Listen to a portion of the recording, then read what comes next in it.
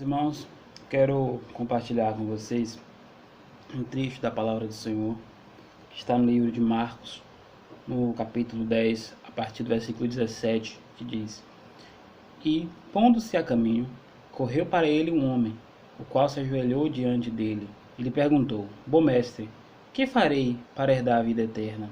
E disse-lhe Jesus: Por que me chamas bom? Ninguém há bom senão um, que é Deus. Tu sabes os mandamentos: não adulterarás, não matarás, não furtarás, não dirás falso testemunho, não defraudarás alguém, honra a teu pai e tua mãe. Ele, porém, respondendo, lhe disse: Mestre, tudo isso guardei desde a minha mocidade. Jesus, olhando para ele, o amou e lhe disse: Falta-te uma coisa. Vai e vende tudo quanto tens, e dá-o aos pobres, e terás um tesouro no céu. E vem e segue-me. Mas ele, pesaroso desta palavra, retirou-se triste, porque possuía muitas propriedades. Irmãos, esse é um texto bastante conhecido. Creio que todos aqueles que fazem parte de uma igreja, ou até mesmo que já visitaram, ou até mesmo de ouvir em algum relato, já conhecem essa história, conhecem essa passagem. Mas a palavra do Senhor, ela traz alguns ensinamentos para as nossas vidas. E nós podemos observar aqui, em primeiro momento, a postura de Jesus em relação àquele jovem. A palavra do Senhor nos mostra que ele era um homem que tinha muitas propriedades. Naquele cenário, naquele momento que Jesus estava ali andando e propagando o seu evangelho, a cultura daquela região era de que as pessoas que tinham poder aquisitivo elevado eram pessoas que eram valorizadas, eram pessoas que eram vistas como pessoas abençoadas por Deus, pessoas a quem o favor de Deus tinha se manifestado.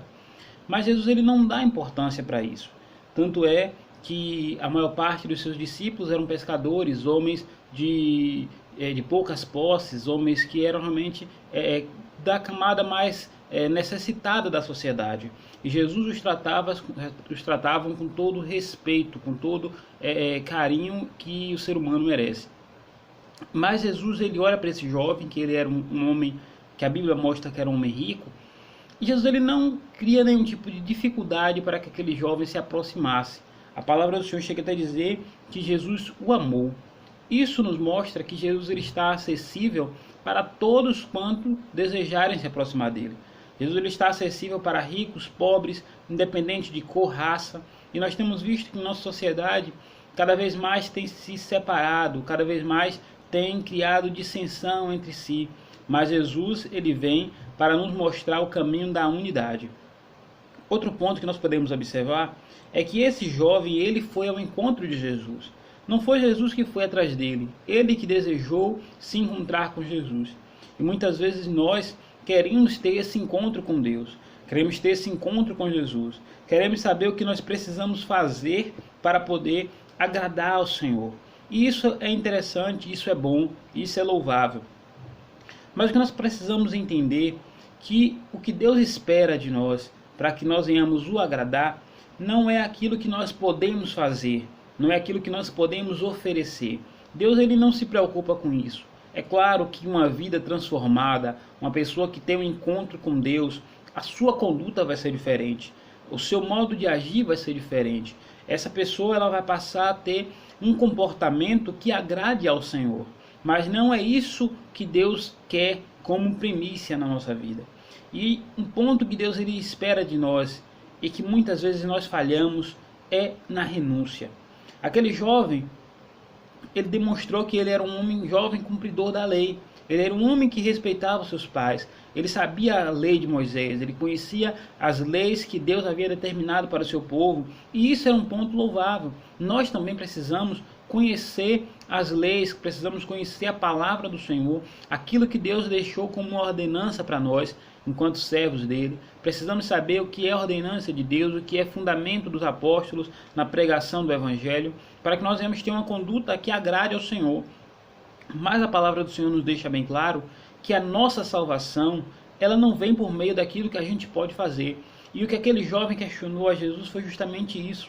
Quais eram as atividades que ele poderia fazer para alcançar o reino de Deus? O que ele precisava cumprir para ser salvo? E era essa a mentalidade daquela sociedade. O que eles poderiam fazer? Quais eram os benefícios? Era dar esmolas? Era fazer doações no templo? Era fazer caridade? Era cumprir a lei à risca? E muitas vezes é isso que nós queremos, comprar o favor de Deus.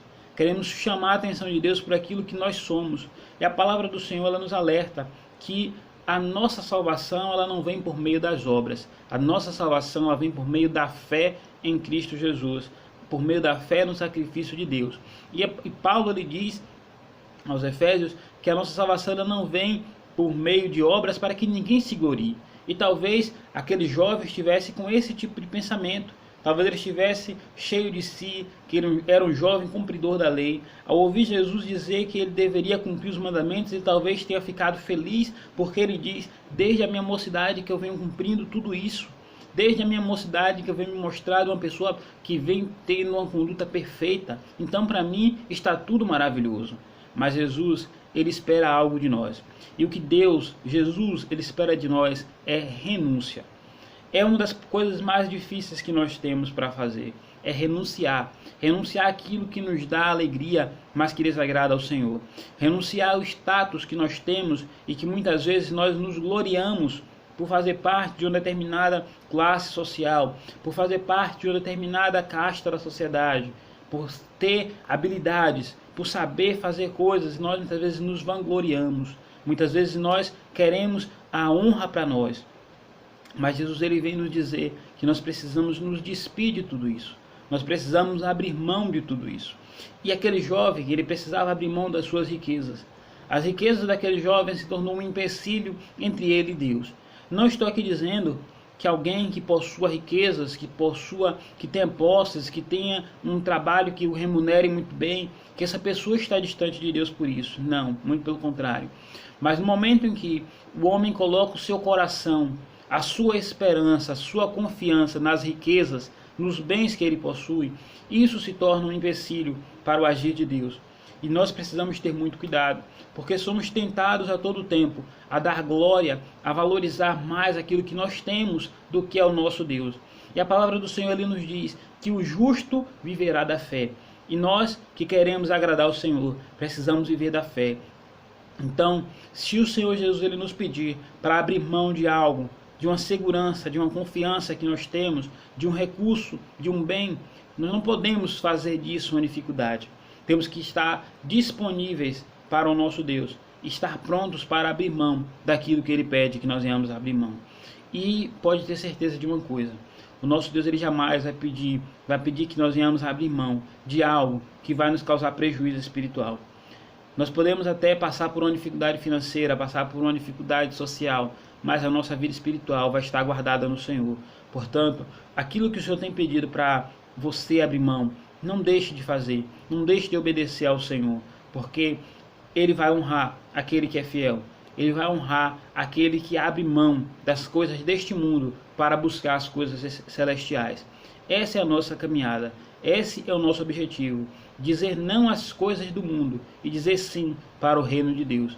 A palavra do Senhor nos diz: não ajunteis tesouro na terra, aonde o ladrão rouba, onde a traça e a ferrugem consomem, mas nós devemos ajuntar o tesouro nos céus, porque lá está guardado na presença do nosso Senhor. Que o Senhor possa estar guardando a sua vida, abençoando você e a sua família, e que essa palavra possa te edificar, que essa palavra possa alegrar o seu coração e possa te deixar mais perto de Deus. Amém? Que Deus te abençoe.